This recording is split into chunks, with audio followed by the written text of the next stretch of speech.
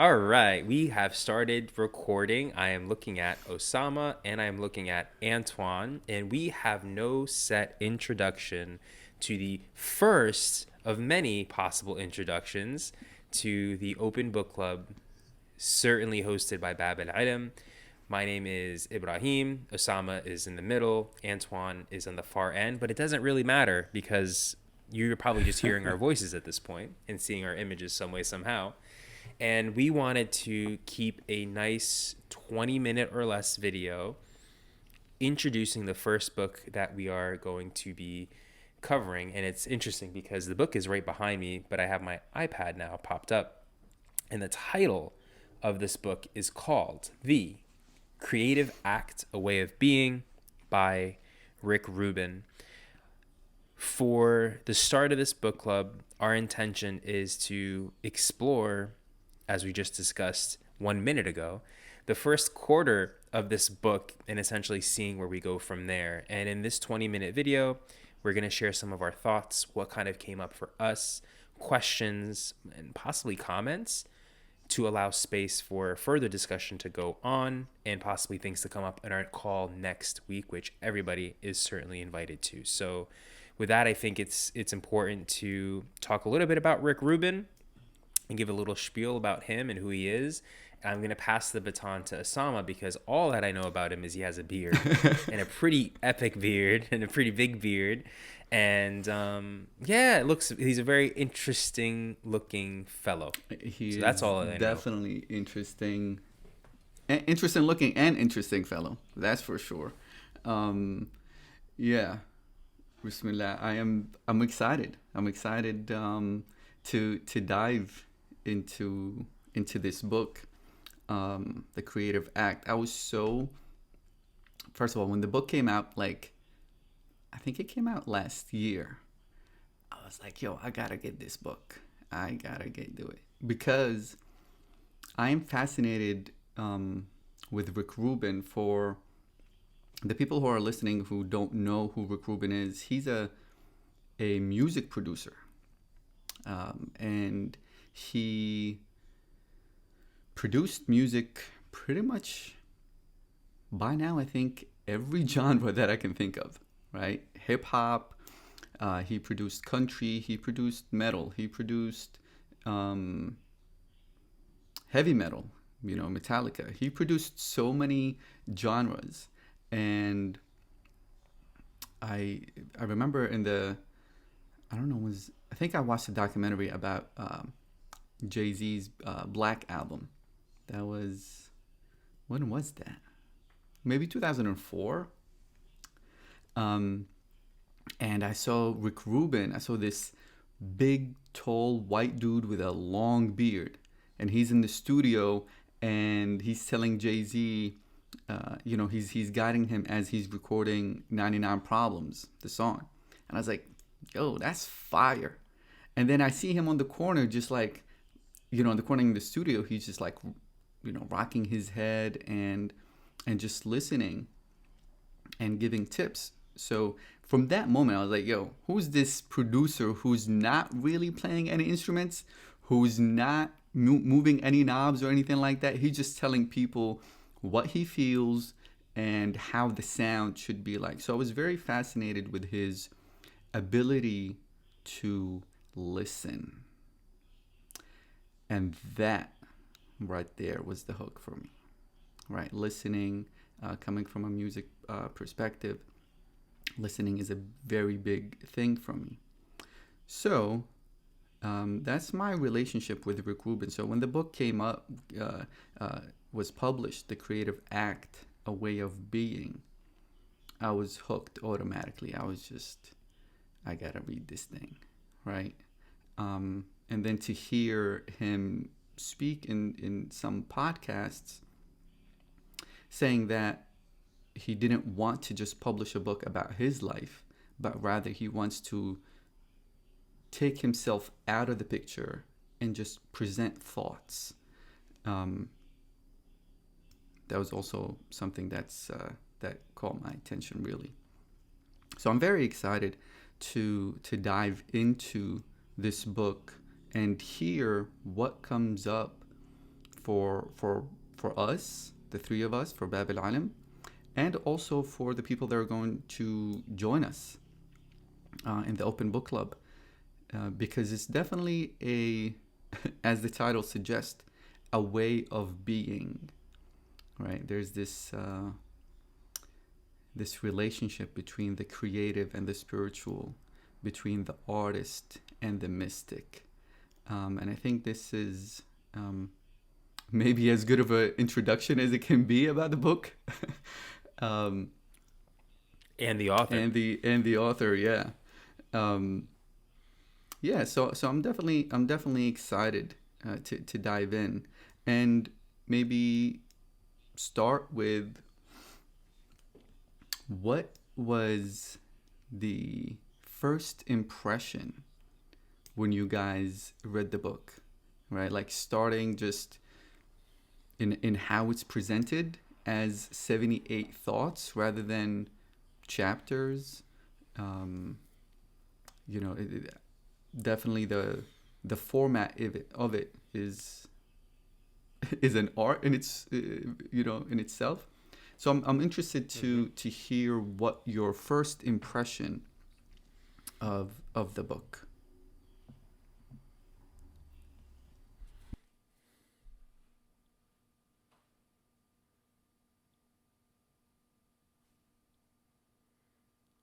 Don't all jump at once, like. um, you guys can hear me okay? Yeah? Okay, perfect. Yeah, this is Antoine. And for me, my first impression of the book was it just reminded me of my intention for my life. You know, I like to live a life, or my intention is to live a life where I want to be open to whatever the creative flow is. And I feel like the whole book was about how to live a life as an artist and how that foundational lifestyle of an artist influences or sources the work of the artist. So I felt a deep resonance with his work, and I feel like all the tips that he gave was about cultivating the type of life that allows you to be able to get back to the essence or the blank canvas, so that something revolutionary for yourself and then hopefully for the world can come through. Mm, I love that. One of the biggest things I really like about when you first start the book is that he says basically, these are my thoughts, and take what's useful for you and let the rest go. It's something already the mark of the artist, that's about creating something and allowing the person who receives it to take what they need and let the rest go. Because ultimately, the person who looks at the artwork, who listens to the artwork, who reads it, fills it up with their own subjectivity. And so, because of that, they're not necessarily getting what you put into the work or what inspired the work for you. Or let's say they're getting the essence of that, but they're not getting the exact replica of what you think you created. They're getting what you created based on their own perception of it. And because of that, it could fill in the gaps in their life that you weren't really speaking to, but that's useful for them. So yeah, in that way, I love this book, and I aspire to live my life in that way as a creative, just because it's the most liberating for me. I love that. I definitely, when I read that, that reminded me of you actually, Antoine, because you always say, take the gold, throw the dirt, right? Try it like a jacket. If it fits, keep it. If it doesn't, throw it out, right? And you're really referring to the first page, right, in the book when he says, nothing in this book is known to be true. It's a reflection on what I've noticed, not facts so much as thoughts. Some ideas may resonate, others may not. A few may awaken an inner knowing you forgot you had. Use what's helpful, let go of the rest. That definitely reminded me of you because you keep, you used to say that a lot, right? And that was something like, yeah, that reminded me of you for sure. I love that. That's a huge compliment, bro. Thank you. For sure. Yeah, for me, the opening in and of itself is such an act, and I think the note that I put for that I remember putting, it's such an invitation. And from a clinical perspective, because I was reading this today before multiple sessions, I can't imagine how it would be to start every session in the space that I'm currently in with such an invitation like that, with that level of clarity. And the structure of the book, I love its simplicity of how it's actually broken down just from a written standpoint. But the third variable that really stood out to me was the aspect on awareness. And I remember I highlighted something here. Awareness moves differently. The program is happening around us. The world is the doer, and we are the witness. We have little or no control over the content. It took me back, and I remember highlighting and putting a note on that point of what a liberating way to live life. What a sense of freedom to live life, where it's almost as if the thing that came up for me is not seeking to control and not wanting to be controlled, and just really just enjoying the happening of the happening and the happening and the happening, moment to moment. So that's one key thing that kind of stood out to me. And for sure, in the first quarter of the book, a lot of it I kind of took in and kind of seeing it, just peeling the layers of just human existence, not just as a creative, but us as beings. What are the makeups of who we are? And from entering into aspects of the subconscious to, I remember there was one portion where I don't know exactly where it was, but it was on rules. And he was talking even about the danger of rules, not the ones that we're even aware of, but the ones that are more dangerous are the ones that are actually unconscious. So again, I see him playing an instrument here, but the instrument isn't something that's musical, but it's more so the instrument of the being, and that which surrounds us all. So I think it's funny because from the Sufi lens, dare I say it, spiritual lens, this book certainly is that, and it's referring to a lot of things that we can find in common literature from the world of Sufism, but certainly from multiple spiritual paradigms. And it's excellent to see him break it down that way. Oh yeah, yeah. That's the interesting thing is like I remember like when I read it. FYI, the first time I read it, I read the entire book in like one sitting. Right, like I got it and I went. I remember I was in Montclair. I went to this place called Sufi Corner, and I just sat there, and I opened the book and I just couldn't finish it because it's such an easy read. And I opened the book. I had the pen in my hand, and I was like, okay, I'm ready to underline. And then I realized, I'll be underlining the entire book if that's the case, right? So it's one of the few books that I have that are not underlined. But as I read it a second time in preparation for this, it's interesting because we're diving into this world, right, of creativity and seeing this connection with spirituality, and from kind of like what you just said, Abe, is that one can really pick or see the parallels between what's in these pages and the study of psychology, let's say, or the study of Sufism or Sufism as a tradition, or Vedic science as a tradition, or Kabbalah as a tradition, or whatever any mystic tradition there is. But I remember I wrote something down when I read it this time around, and it's on page 3, the last paragraph in the first thought. He wrote, attuned choice, by attuned choice, your entire life is a form of self-expression. You exist as a creative being in a creative universe, a singular work of art. And that struck me. Yeah, right? Like, really, it struck me in such a way. And to experience this life as a singular work of art, right?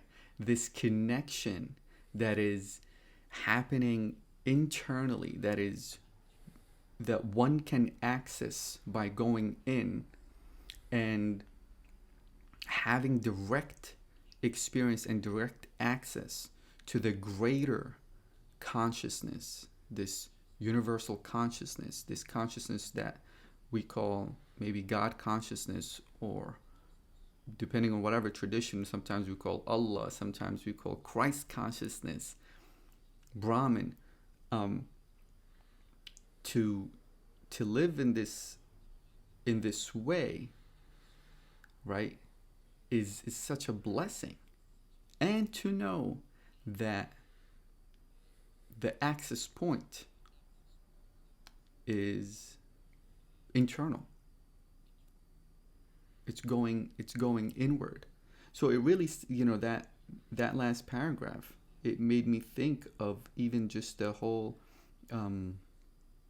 concept of the unity of being, right? This creative life, creative force, the all living, it creatively expressing itself, and we are in it, and also creatively expressing ourselves too. We're everything is doing its part. So that really stood out to me as I read it the second time. This whole relationship with the mystic and the artist, a singular work of art, this view of the universe. I'm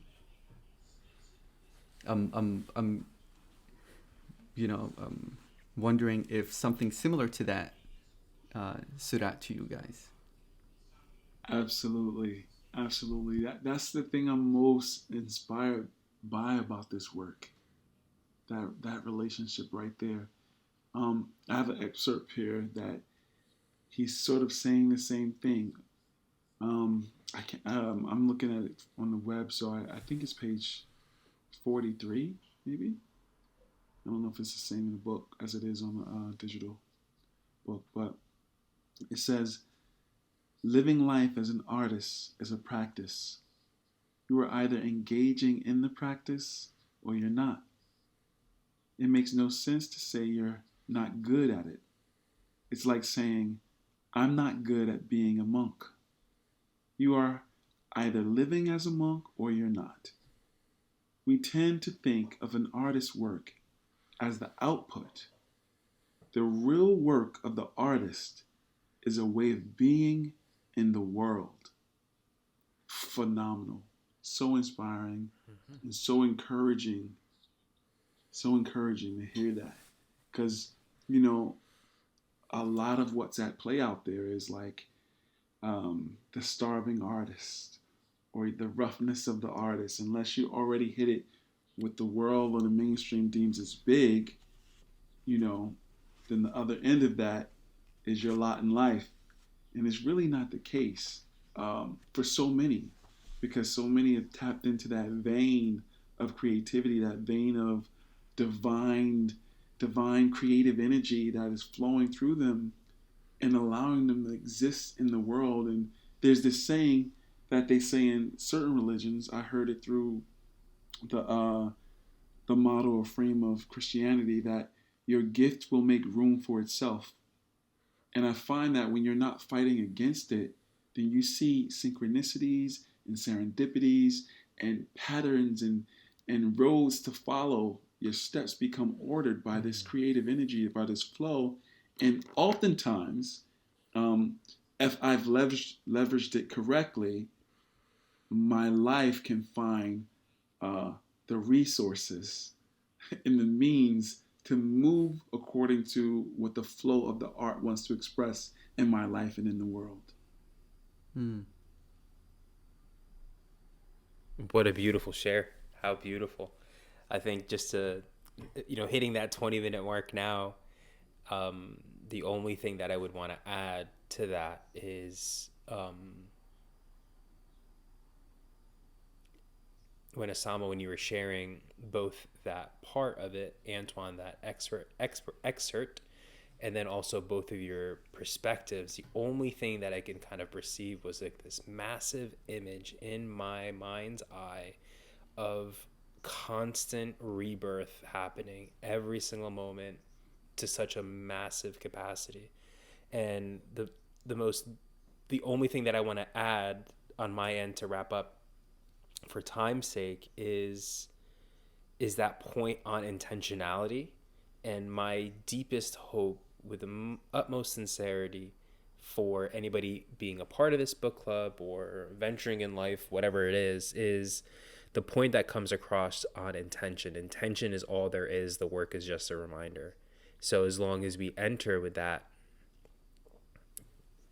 level of pure intention and being able to bear witness to this happening, unfolding in every single moment, and certainly I fall asleep many times a day, to ensure that I wake up and remind myself in certain moments to do that. But welcome to this grand exploratory laboratory of human existence. So it's a pleasure, and I'm looking forward to seeing whatever else unfolds over our next meeting, and we'll certainly go from there. I'm pumped up. So whoever is watching this in recording, please invite your friends, invite your family, invite your next door neighbors. Make this a practice. It's totally free. If you would like to purchase the book, I certainly know, and I want to acknowledge Osama for doing so much on the back end and design wise and everything else in between. Set up an Amazon affiliate link. We will not be racking in the money. We get like 70 cents or 60 cents on it, but those 60 cents will certainly help us fund our organization and assist us in just ensuring that certain costs are met and helping us with a lot of the service projects that we want to put out there in the universe. So we look forward to connecting with all of you guys next week, and I'm excited to see where this goes. Yes. Ashe.